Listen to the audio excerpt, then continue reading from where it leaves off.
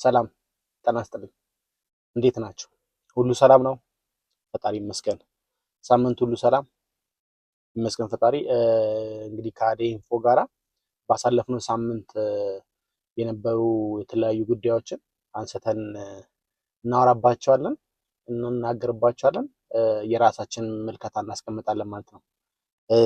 ያው ዋና ትኩረት የነበረው የቀነኒ አዱኛ ሞት እንደገና ተቀስቅሶ እንደገና ትኩረት ስቦ የነበረበት ሳምንት ነበር ያሳለፍነው ሳምንት። እስቲል ነው እስካሁንም ትኩረቱ እንደሳበ ነው የሚገኘው። ምንድነው ዋናው ትኩረቱ እንዲስብ ምክንያት የሆነው የአባገዳዎች ተነስተው አባገዳዎች ከዚህ በኋላ ይህንን ጉዳይ አንመለከትም፣ ይህንን ጉዳይ ጨርሰናል፣ ሽምግልናችን አልተቀበሉንም ብለው በተናገሩበት ነገር ላይ ያው አባትየው ወጥቶ የተናገሩት ነገር የበለጠ ትኩረት ስቦት እንደገና ነገሩ እንደ አዲስ ተነስቶ የተለያዩ ሰዎች እንዲሁም ደግሞ ከራሱ ከአርቲስቱም እንዲሁም ከወንድሟም ከቅርብ ዘመድ ነኝ ባዩ ከተለያዩ ሰዎች የተለያዩ ምልከታዎች የተለያዩ እይታዎች ሲቀመጡ የተለያዩ ነገሮች ሲቀመጡ ነበሩ። እነሱን ነው መሰረት አድርገን ዛሬ እንግዲህ የምናወራው። ሌሎች ጉዳዮችም ይኖሩናል። አባቷ ወደ አስተላለፉት መልእክት እንመለስ እስቲ። አባቷ ወደ አስተላለፉት መልእክት አባቱ ያስተላለፉትን መልእክት ተመልክተን እንመለስ። መላው የኦሮሞ ሕዝብ መላው የኢትዮጵያ ሕዝብ እንድታቁልኝ የምፈልገው እንደ ቀነኒ ቤተሰብ እኛ ከአባገዳዎቹ ጋር ያልተስማማንበት ቦታ የአባገዳን ስርዓት የገዳን ስርዓት አለመቀበል ሳይሆን አለማክበር ሳይሆን የቀነኒ ጉዳት በግልጽ ሊጣራ ይገባል ከሚል አኳያ ነው። ፊቷን እንደዚያ ያደረገው የደረሰባት ጉዳት መጠንና ጥልቀት መታወቅ አለበት። በጎጂው በኩል እየተባለ ያለው አልገደልኩም ግን ጉማ ከፍላለሁ የሚል ስለሆነ እሱም ጉማ አንቀበልም፣ ልጃችንን ጉማ አንበላም ነው ያልነው።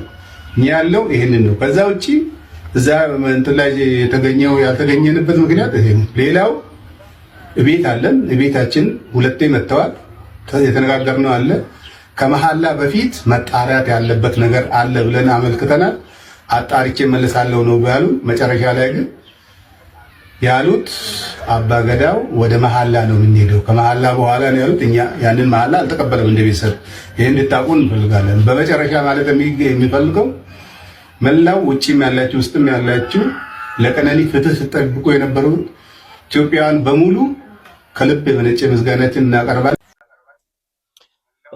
እንግዲህ እንደሰማችሁት ነው ከመሐላ በኋላ ወደ እርቅ እንገባለን የሚል አይነት እንትን ያሏቸው እና ደግሞ አባትየው ያለ ዋናው ትኩረት ያነሳው የነበረው ጉማ የልጃችንን ጉማ አንበላም በሚል ነበር ሀሳባቸውን ሲያስቀምጡ የነበሩት ማለት ነው።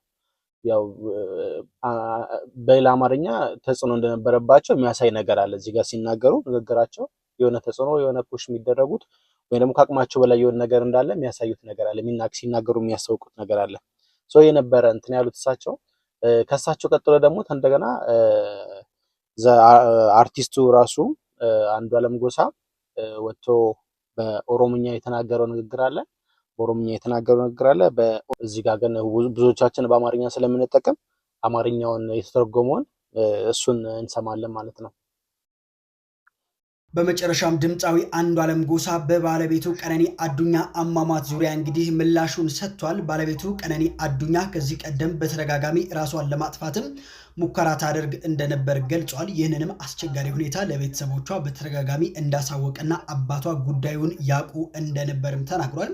ባለቤቱ ህይወቷ ባለፈበት ዕለትም ስለነበረው ሁኔታ ድምፃዊው የሚከተሉት ነጥቦችም እንግዲህ አቅርቧል። በዕለቱ አብረው እንደነበሩና በተለይ ሐኪም ቤት የእርግዝና ምርመራ ስታደርግ የልደት ፎቶ ልትነሳ ስትሄድም አድርሻት ስትጨርሺ ደውይልኝ ብያት ነው የሄድኩትም።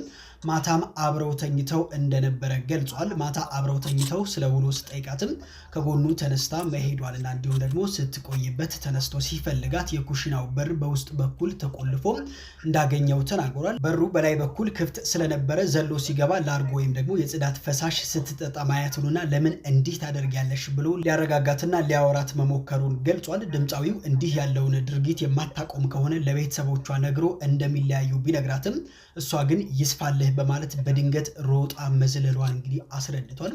ሊይዛት ቢሞክርም ሳይሳካለት ቀርቶ መውደቋን ገልጿል። ድምፃዊ አንዷለም ጎሳ በማጠቃለያው ላይ ታዲያ በምንም ተአምር እሷን አልገደልኳትም በማለት እንግዲህ የቀረበበትን የወንጀል ክስ አጥብቆ አስተባብሏል። ሽማግሌዎችም የላኩት ከቤተሰብ ጋር ያለው ግንኙነት እንዲቀጥል በማሰብ እንጂ ካሳ ለመክፈል የሚባለው ነገር አላውቅም ብሏል። እናንተስ በዚህ ጉዳይ ምን ትላላችሁ? እንግዲህ ሰምተናል። ይህን ይመስላል ሲተረጎም የተናገረው ነገር።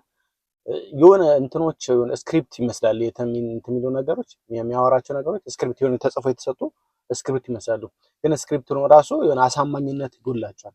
አሳማኝ አይደለም፣ እንድታምኑት የሚያደርግ ነገር አይደለም። እዚህ ጋር እየተናገረ ያለው ነገር በአጠቃላይ ማለት ነው። አብረን ነበር የተኛ ነው አብረን ነበር እንትን ያለው ውሎ እንዴት ነበር ብዬ ስጠይቃት አታምነኝም ብላ ተነስታ ወጣች።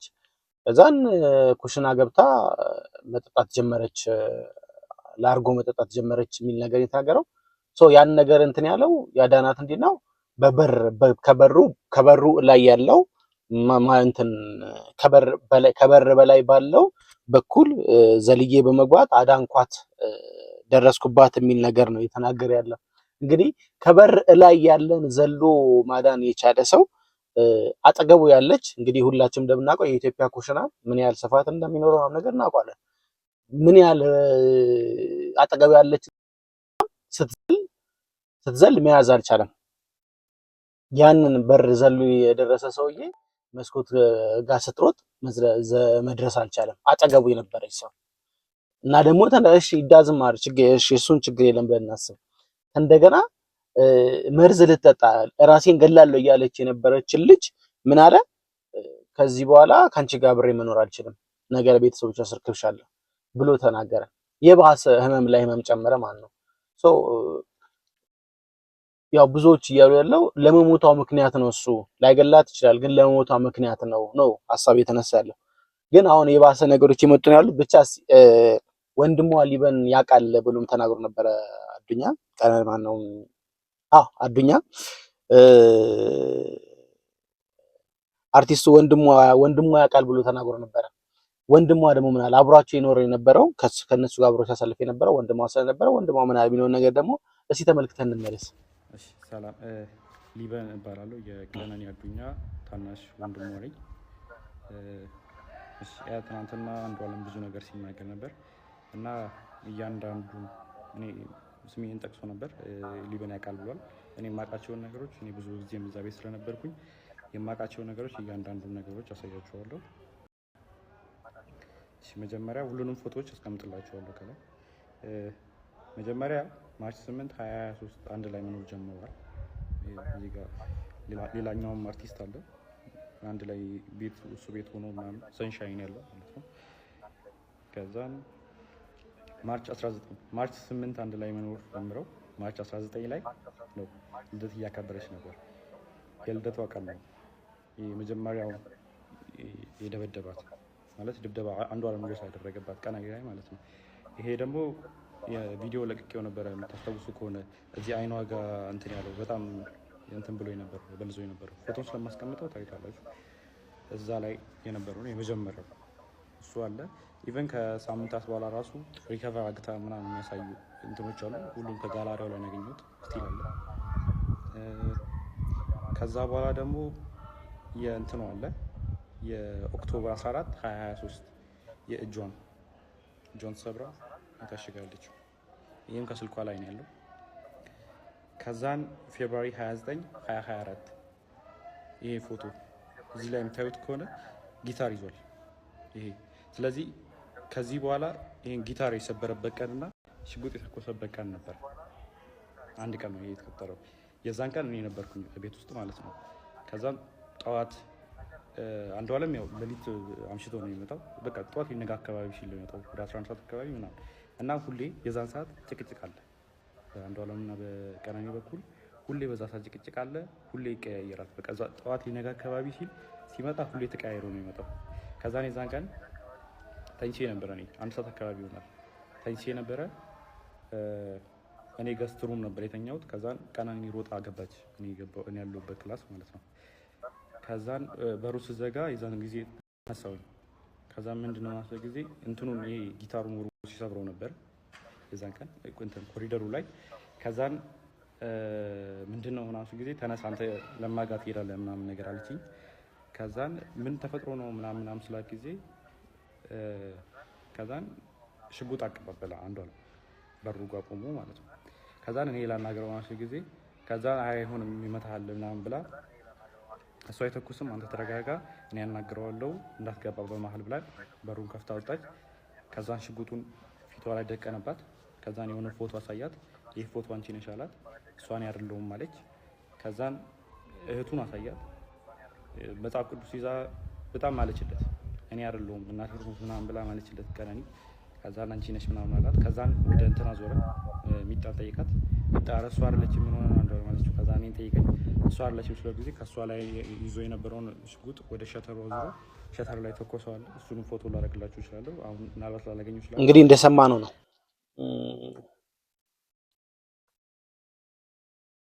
ገና ማርች 8 ላይ ተጋብቶ በ19 ምናምን ነገር ልደቷ ጊዜ ምናምን ስትደበደብ እንደነበረ የሚያሳይ ነገር ነው እየነገርን ያለው። ከመጀመሪያው ራሱ ይደበድባት ነበር። እጇን ሰብሯል፣ ፊቷን አቁስሏል፣ ደብድቧታል፣ ጾታዊ ትንኮሳ አድርሶባታል፣ ደብድቧታል። ይህ ሰውዬ አይገላትም ማለት አይቻልም። ሽጉጥ ደቅኖባታል። ሽጉጥ ደቅኖባት እዛ ድረስ የደረሰ ሰው በንዴት የሚናገሩ ነገር ማያቅ ሰው አልገደላትም ወይ ደግሞ ለሞቷ ምክንያት አይደለም ብሎ ማሰብ ከባድ ነው። የፍትህ ያለ ይላሉ ቤተሰቦቹ ዛሬም ማለት ነው። በርቅ ይለቅ ችግር የለም ብለው ነበሩ። ነገር ግን አደባብሰው አሳለፉ ሽማግሌዎችም።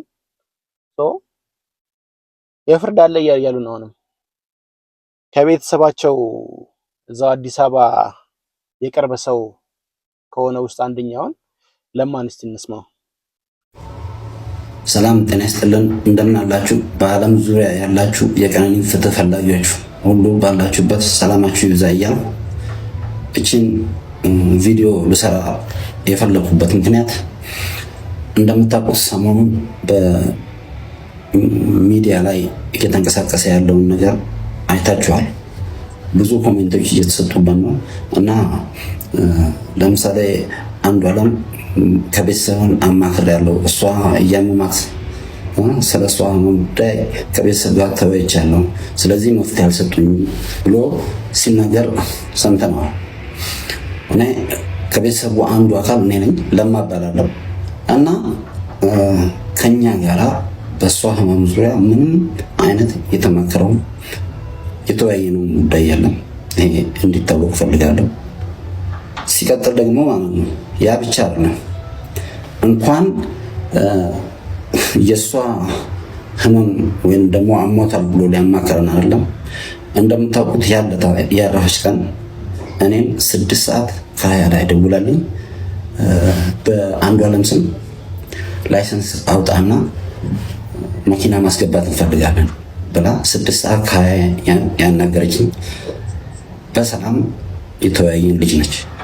ሲቀጥል እሷ ያንን ብላ 9 ሰዓት ላይ ያረፈች ልጅ ከ9 ሰዓት ጀምሮ እስከ ጠዋቱ 12 ሰዓት ተኩል ድረስ ከቤት አንስተው ሆስፒታል ወስደው ሆስፒታል ቤተሰቦቿ የእሷ ቅርብ ዘመዶች የሉም ሲባል ዘመድ እዚህ የላትም፣ ገጠር ነው ያለ የእሷ ዘመድ ያሉት።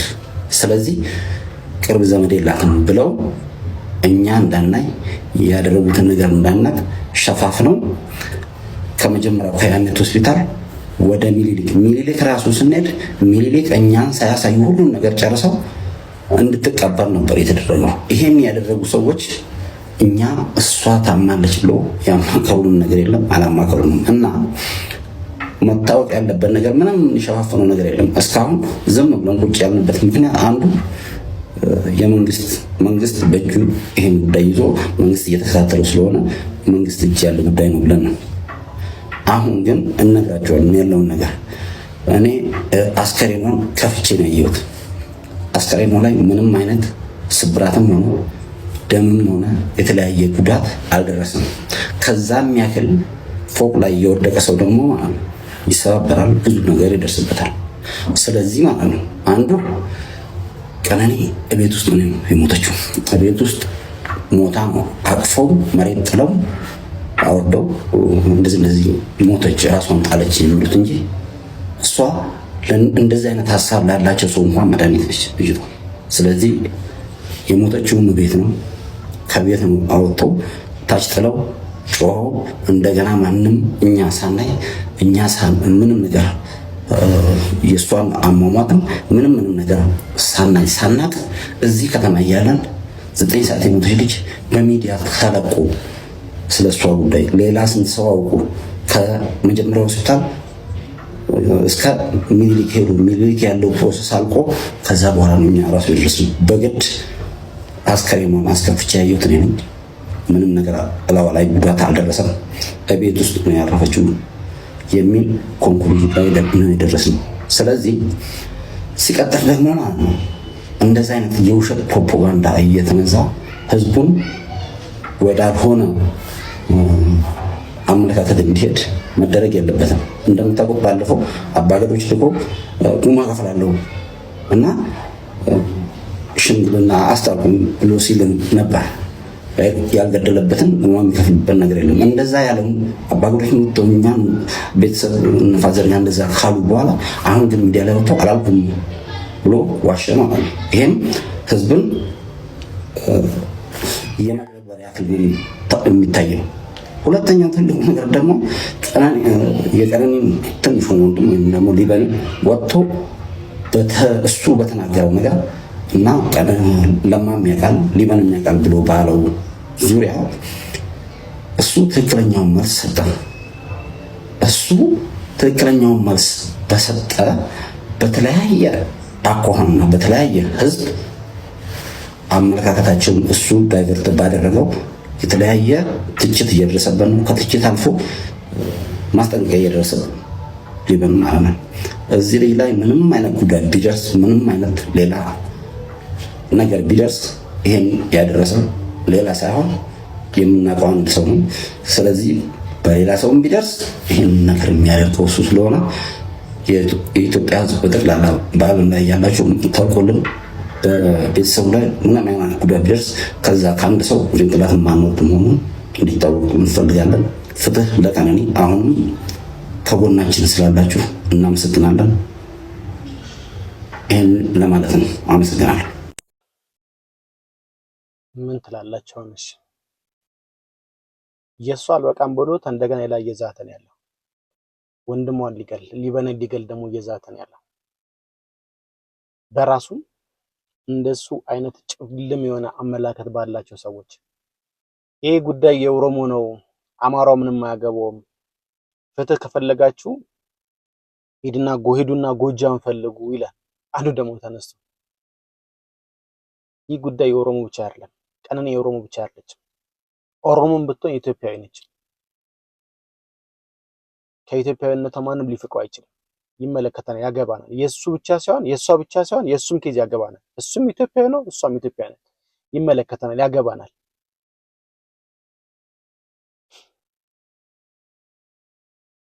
የሰው እይታ የነበረው ለመሞታው ምክንያት ነው ነበረ። አሁን ግን እየሰማችሁ ነው አይደል?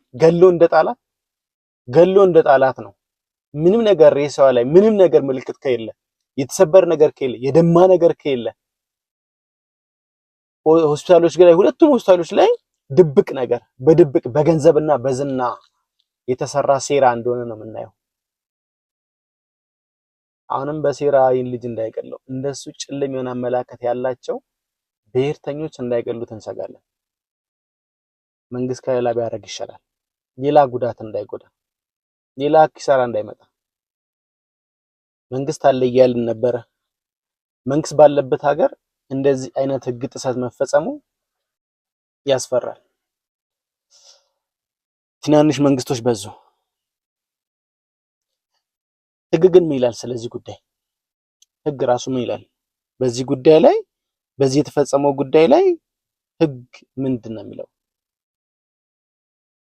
እስቲ አንድ ጠበቃ የሚናገሩ ነገር አለ። እሱን ሰምተን እንመለስ። የቀነኒ አዱኛ ጉዳይ በተመለከተ እኔ ለቀነኒ አዱኛ ቤተሰቦች ታላቅ ክብር አለኝ። ፍትህ ነው የምንፈልገው። እኔ በዚህ ልክ የፌዴራል ጠቅላይ አቃቢ ጉድቡ ፍትህ ሚኒስተር የተናገረ አይመስለኝም። ለመሆኑ ጉዳዩ በዚህ ደረጃ ሲደርስ አቃቢ ሕግ ምን እያለ ነው? ወይም በሌላ አነጋገር የኦሮሞ አባገዳ እንግዲህ ትልቅ ስርዓት ነው፣ ግን የወንጀል ሕጉ ብሔር ተኮር አይደለም ወይ ደግሞ ክልል ተኮር አይደለም። ምናልባት አባገዳዎች እንግዲህ ጉዳዩን በእርቅ ለመጨረስ በዚህ ደረጃ የተንቀሳቀሱት በዳይና ተበዳይ ኦሮሞ ናቸው ብሎ ስላሰቡ ነው ወይ? ለምሳሌ በዳይና ተበዳይ ሁለት የተለያዩ ብሔሮች ቢሆኑ ምን ያደርጉ ነበር? ስኮፓቸው እስከዛ ይሄድ ነበር ወይ ነው? ቁም ነገሩ ግን እንደዚህ አይነት ጉዳዮች በእርቅ ወይ ደግሞ በስምምነት ሊቋጩ ሊዘጉ የሚችሉ የወንጀል ጉዳዮች ናቸው ወይ ነው? የግድያ ወንጀል እኮ ነው።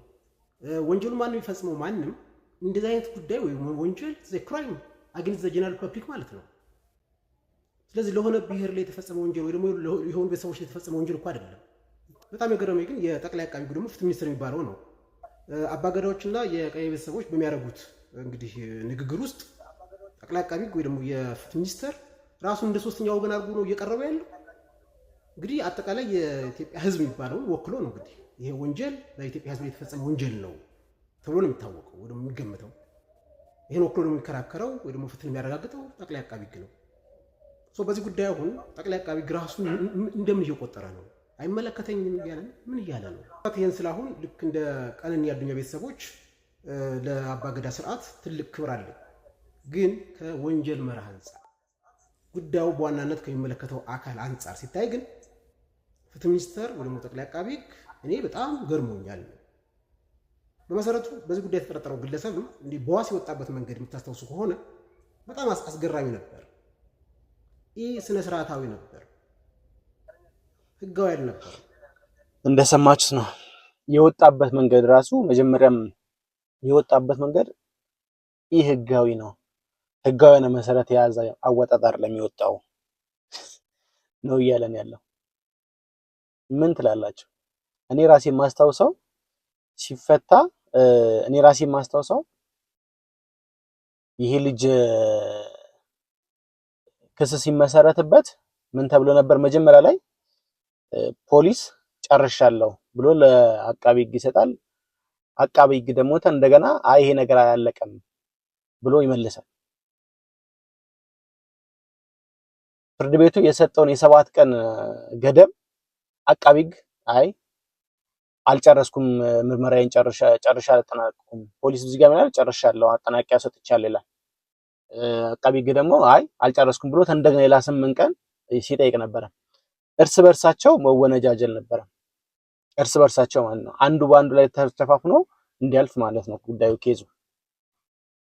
ከላይ እስከታች በታዋቂነትና በዝና በገንዘብ ታስረውና ተደልለው ያሉ ሰዎች ናቸው።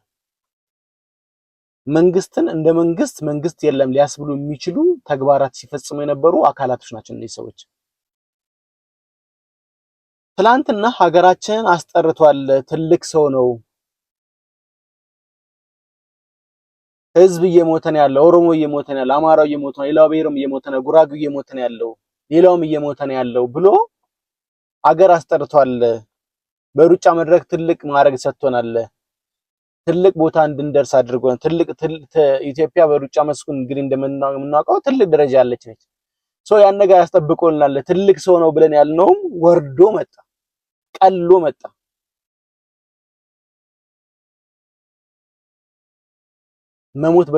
መግደል በሱ ተጀመረ እስከማለት ደርሶ መጣ። እስኪ ስሙት። አትሌት ፈይሳ ለሊሳ በቀነኒ አዱኛ ሞትና በድምፃዊ አንዱዓለም ጎሳ ዙሪያ አነጋጋሪ ቃለ ምልልስ ሰጠ። ፍትህ ለቀነኒ የሚሉ ዜጎችን ጎጃም ሄዳችሁ አውሩ ሲል ለማግለል ሞክረዋል። ዝርዝሩን በአጭሩ ላቅርብላችሁ። ታዋቂው አትሌት ፈይሳ ለሊሳ የሞዴል ቀነኒ አዱኛን ህልፈት ተከትሎ በእጮኛዋ ድምፃዊ አንዱዓለም ጎሳ ላይ የቀረበ ያለውን ክስና ሂደቱን በተመለከተ ጠንካራ ትችትና ማስጠንቀቂያ አዘል መልእክት አስተላልፈዋል። አትሌቱ በማህበራዊ ትስስር ገጹ ባሰፈረው ጽሑፍ የአንዱዓለም እጮኛ የነበረችው የሞዴል ቀነኒ ቤተሰቦችን የወከለው ወንድሟ ሊበን አዱኛ ባሰራጨው ቪዲዮ ለአባገዳዎች ጉዳዩን ሲያስረዳ የተጠቀመበትን የአማርኛ ቋንቋና መንገድ አጥብቆ ተችቷል።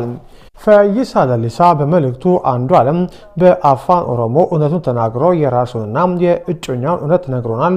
አንተ ወንድምየው ግን አባገዳዎች ፊት ቀርበ እነርሱን ለማደናገር በሚመስል መልኩ በማይገባቸው የወፍ ቋንቋ ወይም ባዕድ ቋንቋ አማርኛን ለማለት ነው መናገር ተገቢ አይደለም ሲል ኮንኗል።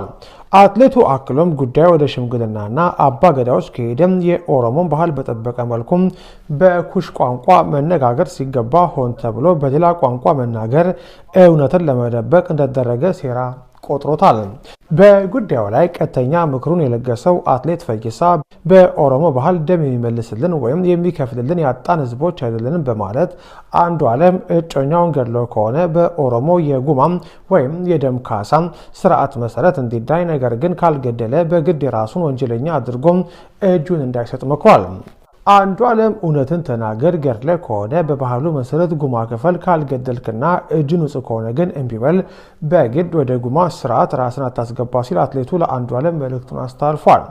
ክስ የሚያቀርቡ አካላትንም ቢሆን አንዱዓለም ስለ መግደሉ በእርግጠኝነት የምታውቁና የያዛችሁት ማስረጃ ካለ አምጡ፣ ማስረጃ ከሌላችሁ ግን በማናውቀው ቋንቋ አትለፍልፉም፣ ጎጃም ሄዳችሁ ማውራት ትችላላችሁ ሲል ገልጿል። በመጨረሻም አትሌቱ የህብረተሰቡን አቋም በተመለከተ ሲናገር አንዱዓለም በህይወት ባይኖር ኖሮ ስለ ሟች እጮኛው ቀነኒ ያልሆነውን ሁሉ ትቀበጣጥሩ ነበር። እናንተ እንደ ነፋስ ናችሁ፣ ንፋስ ወደ ፈለገው እንደሚነፍስ ሁሉ እናንተም አቋማችሁ አይታወቅም ሲል ትችቱን ሰንዝሯል። እንግዲህ እንደዚህ ነው። ምን ማለት ነው? የጠፋው እኮ የሰው ነፍስ እኮ ነው። ነፍስ ጠፍቶ ለምንድን ነው በብሔር ጥላ ውስጥ የሚወሸቁት? ይሄ እኮ ኦሮሞ ገዳይ እኮ አይደለም። ኦሮሞ ገዳይ ለማስባል ፈልጎ ነው። ገሎ እንደፈለገ በጉማ ይጨርሳል ለማለት ፈልጎ ነው። ምን አይነት አማርኛ ነው? ምን አይነት ቅሌት ነው? አማርኛስ የወፍ ቋንቋ ነው እንዴ? አማርኛ የባዕድ ቋንቋ ነው? እንግዲህ እንደምናውቀው ኢትዮጵያ ውስጥ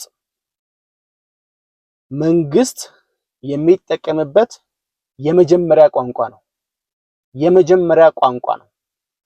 ኢንተርናሽናል ሊሆን የተዘጋጀ የተንደረደረ ያለ የአፍሪካ ቋንቋ እንዴት የወፍ ቋንቋ ይባላል? እንዴትስ ወንድሟን እኮ ግደሉት ነው እያለ ያለ እኮ በሌላ አማርኛ ወንድሟን ግደሉት፣ ሊበንን ግደሉት፣ በባዕድ ቋንቋ እየተናገረ ነው ግደሉት። ይሄ ሰውዬ አትሌቱ ሰክሮ ሰፈር ሲበጠበጥ የነበረ ማንነት ያለው አንድ ሰካራም ሰው ነው። አንድ ሰካራም ተራ ሰው ነው። መውረድ ከጀመረ ቆይቷል። ቺቺኒያ ላይ 200 ሺህ ብር ከፍላለሁ ብሎ 2 ሚሊዮን የከፈለ ሴተኛ አዳሪ አሳዳጅ ነው። ኦሮሞን ወግናለሁ ብሎ ስለ ኦሮሞ አወራለሁ ብሎ የኦሮሞን ስም ሊያስጠፋ እየሞከረ ያለው ልጁ ገሏታል። እነዚህ ሁሉ ማራገጫዎች የመጡ ነው ያሉት። አሁንም ፍትህ ለቀነኒ እንላለን። የሚመለከተው አካል እውነት ኢትዮጵያ ውስጥ ህግ እንዳለ ማራገጥ የሚፈልግ አካል ካለ ጠቅላይ አቃቢ ህግ፣ ፍርድ ቤቶች፣ የመንግስት አካላት በአጠቃላይ ይህን ነገር እልባት እንዲሰጠው መጣር መቻል አለባቸው። እንደሷ አይነት ምንም በማያውቁ ነብሳቸው የጠፉ ስንት እህቶቻችን አሉ። ዝም ተባሉ፣ የተደባበሰ። አሁን ይሄም ደግሞ ተደብሶ እንዲያልፍ አንፈልግም። እባካችሁ ፍትህ ለቀነኒ እንላለን። እሺ፣ ሌላው ትኩረት የነበረው ከደንቢ ዶሎ አዲስ አበባ ድረስ በመኪና ስር የመጣው አንድ ህፃን ብላቴና ገመችስ የሚባል ህፃን ልጅ የሱ ጉዳይ ነበረ። ሌላው ትኩረቱን ስቦ የነበረው እሱን እስቲ ተከታተል እንመልስ። እስቲ ልጁን ነው እስቲ ገመቺስን መቼም ብዙዎቻችሁ ታውቁታላችሁ ብዬ አስባለሁ። ይሄ ልጅ የትኛው ልጅ መስላችሁ? ከደምቢ ዶሎ እዚህ 700 ኪሎ ሜትር መኪና ስር ከስር ተንጠልጥሎ ጥንካሬውን አስቡት። ከዛ የመጣ ልጅ ነው። የመጣበት ምክንያት ደግሞ እናቱን ሊያግዝ ነው። አዲስ አበባ መጥቼ እናቴን ከችግር አወጣታለሁ ብሎ እንግዲህ እንደዛ ያን ሁሉ መንገድ በመኪና ስር ሆኖ መጥቷል። ስለዚህ ይሄ ልጅ አሁን ሊታገዝ አካውንት ነገ ይከፈትለታል በእናቱ ስም። ሁላችሁም ገመቺስ ነጋ ቀብዳሚ ነጋ ቀባ ሜ ነጋት ይዳመድ አከም ጀዲን አከም ስለዚህ ይሄን ልጅ ሁላችንም እናግዘዋለን። እናቱን ለመቀየር ነው የመጣው። የእናቱን ህይወት ደግሞ እኛ እንቀይራለን። አካውንት ነገር ይሄ ልጅ ነው እንግዲህ ገመቺስ። ያው ብዙዎች ቲክታከሮች ተቀባብለውታል። እናቱን ለማገዝ እንደመጣ እናቴን አግዛለሁ፣ እናቴን እረዳለሁ፣ እናቴ ችግርተኛ ነች ብሎ የመጣ አንድ ብላቴና ልጅ ነው። ህፃን ልጅ ነው። የመጣበት መንገድ ጥሩ አይደለም፣ አመጣጡ ጥሩ አልነበረም። ነገር ግን ያው እናትየው መታገስ አለባት በአንድም በሌላም ብለው ቲክታከሮች ተነስተው ድጋፍ እያደረጉለት ነበር። የተለያዩ ድጋፎች ሲያደርጉለት ነበር እና አዶናይ የተለያዩ ቲክታከሮች። ነገር ግን ሌላ ሳይድም የተያዘበት አግባብ ነበረ። ይህ ድጋፍ ሌላ ሳይድም የተያዘበት አግባብ ነበረ።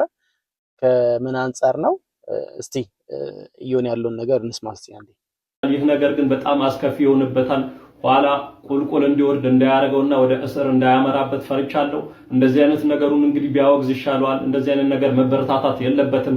ሁሌም እንላለን እንግዲህ እንደዚህ አይነት ነገር መጥፎ ነገሮችን መጥፎ፣ ጥሩ ነገሮችን ደግሞ እናበረታታለን። ስለዚህ አዶናይ በዚህ ነገር መጥፎ ስራን የሰራው እንደሰማችሁት ነው ማለት አዶናይ 1 ሚሊዮን ብር ሰጣለሁ ብሏል እና ደግሞ ከዛ ባለፈ የተለያዩ ገንዘቦች ያሰባሰበለት ነበረ።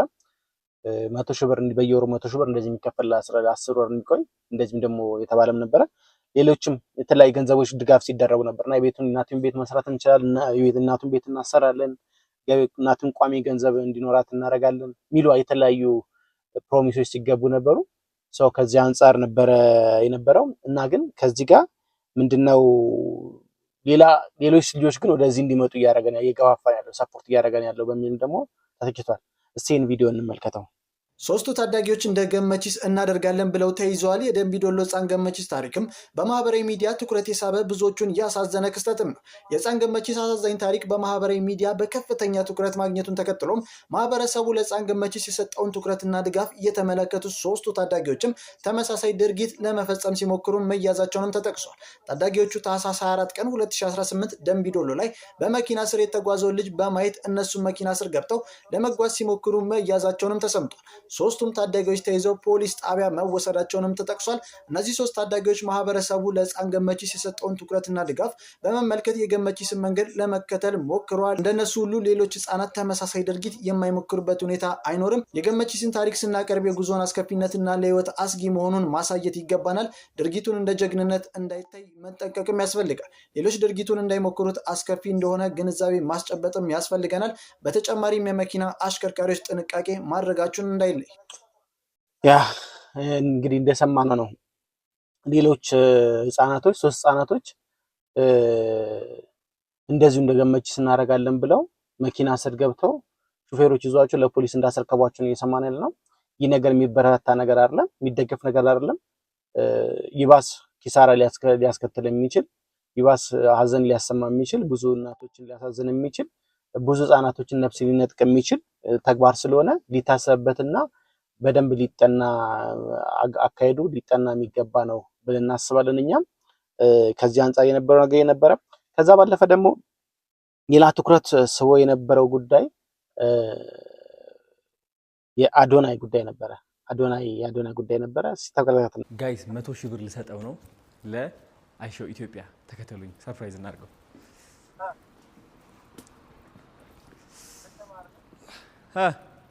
ደከመህ አይደለ? ሌላ ስጦታ አለኝ። ገምት፣ ስጦታው ምንድን ነው? ምን ይመስላል? ኧረ 100 ሺህ ብር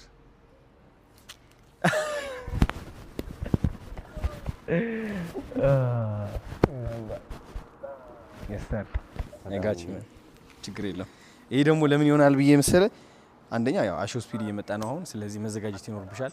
በልብስ ከፈለክ ትራይፖድ፣ የስልክ ምናምን ላይት የፈለከው እንድትገዛ ነው በቃ እናም ሌላ ደግሞ ኢዲተሮች መቅጠር ካለብህም ትቀጥርበታለህ ካሜራማን መቅጠር ከፈለክም ትቀጥርበታለህ ይሄ ምናምን ገባ አይደለ እና ያው ቴንክ ዩ በጣም አዶኔና ኃይሌ አይፎን በጣም ነው የምንወዳችሁ በጣም ነው የምናመሰግናችሁ ያው ሁለት አይፎን ፕሮ ማክስ እና ሰርተን ፕሮ ማክስ እና ሰርተን ፕሮ ከዛ 100,000 ብር ሰጥቶናል በጣም ነው የምናመሰግነው ችግር የለም ወንድም ማለት ሌትስ ጎ ራስ በልታ እንብላ ራስ በእኔ ነው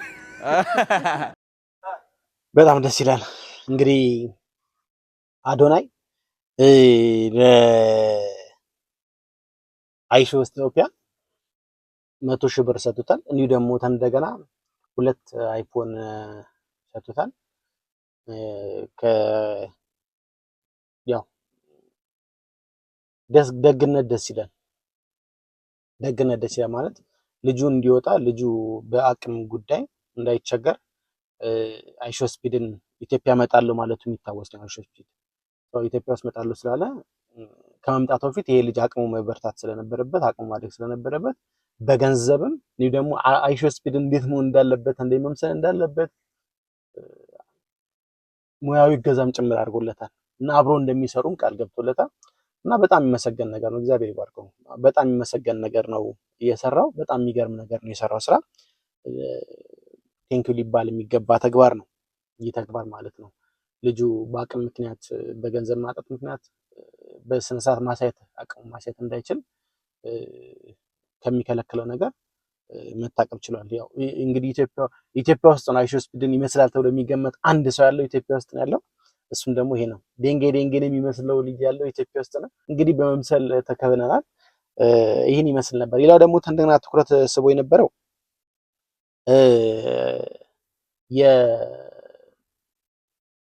የፖፑላር ኤሌክትሮኒክስ ለሜቄዶኒያ 500 ፎሎወር ተገባል ለሜቄዶኒያ 1 ሚሊዮን እንሰጣለን ብሎ ቃል ገብቶ ነበሩ ከዛም በኋላ እንደገና ይህን ነገር ሰምቶ አዶናይም 1 ሚሊዮን እናስገባለን ለሱራፌል ለኩራባቸው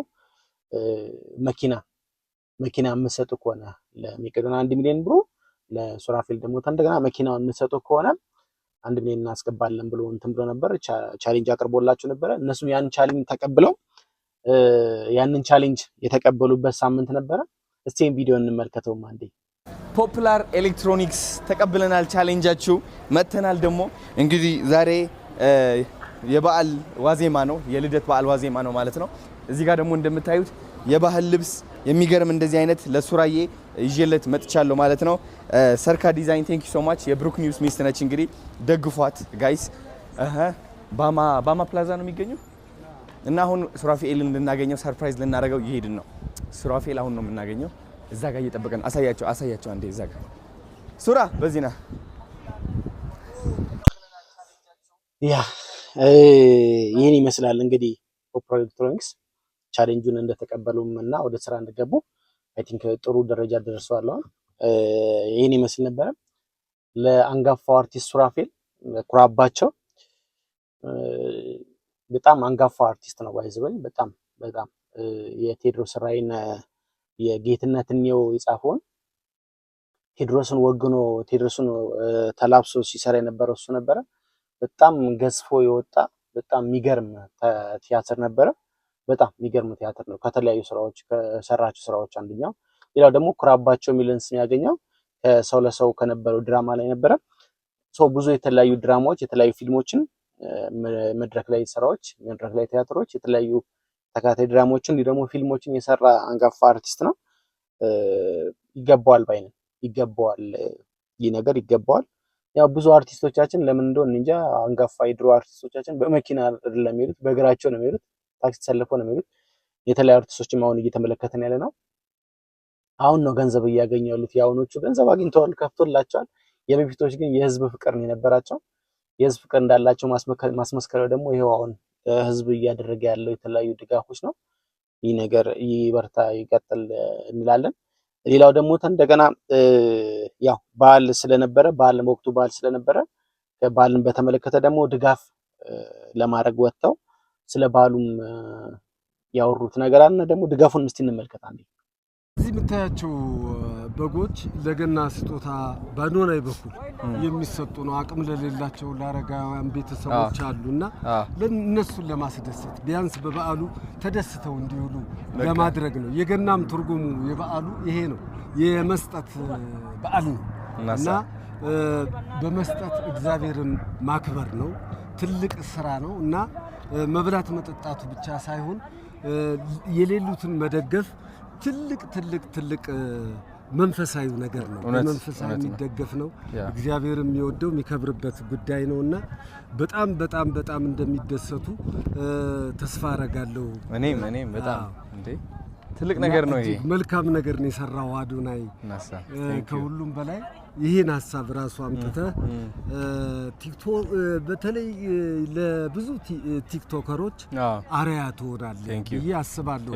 አሁን ያለው ትውልድ በጣም ጎበዝ ልጆች አሉና ቲክቶከሮች ይህንን በማየት ደግሞ እነሱም በሌላ ወገን እንደዚህ አይነት በጎ ስራ ይሰራሉ።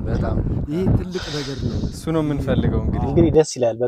በጣም ደስ ይላል። ኦልሞስት ወደ 30 የሚቆጠሩ በጎች ለአንዱን ለሶስት ሰው በማካፈል እንዲሁ ደግሞ አይ ቲንክ አንድ መኪና ዶሮ እና የተለያዩ ድጋፎችን እየደገፈ ነበረ። በጣም አሁን ያለበት እየተራመደበት ያለው አዶናይ በጣም የሚገርም አካሄድ ነው እየሄደ ያለው። ህዝቡ ልብ ውስጥ የሚያስገባ ነገር ነው እየሰራ ያለው። ይበል የሚል ነው፣ ይበርታ የሚባል ነገር ነው። እንግዲህ ከዚህ ቀደም ብሎ በሳምንት ውስጥ ካደረጋቸው ነገሮች አንደኛው ዲቻ ቮይዞችን ሰብሰብ አድርጎ ማዝናናት ነበር። አዝናንቷቸው እንደገና የቀን ውሏቸውን ገንዘባቸውን ኦልሞስት ወደ 1 ሺህ ብር ለእያንዳንዱ ሰጥቶ ምግብ ችሎ የተለያዩ ድጋፎች አድርጎላቸዋል። መልካምነት ነው እየፈጸመ ያለ፣ መልካም ተግባር ነው እያደረገ ያለው። በዚህ ሳምንት አዶናይ በመልካምነት ነጥሮ የወጣበት ሳምንት ነው። ይህን ይመስል ነበረ ያሳለፍነው ሳምንት። ፕሮግራማችን ከተመቻችሁ ይህን ቻናል ሰብስክራይብ እንድታደርጉ እናበረታታለን። እኔ ደግሞ እንደገና ላይክ እና ሼር በማድረግ እኔ ደግሞ ሀሳባችሁን ኮሜንት ላይ ታሰፉልን ዘንድ በአክብሮት እንጠይቃለን። በሚቀጥለው ሳምንት ስንገናኝ የተለያዩ አዳዲስ ጉዳዮችን ይዘን እንደምንመጣ ቃል እንገባለን። ስለሁሉ ነገር እናመሰግናለን። መልካም ሳምንት።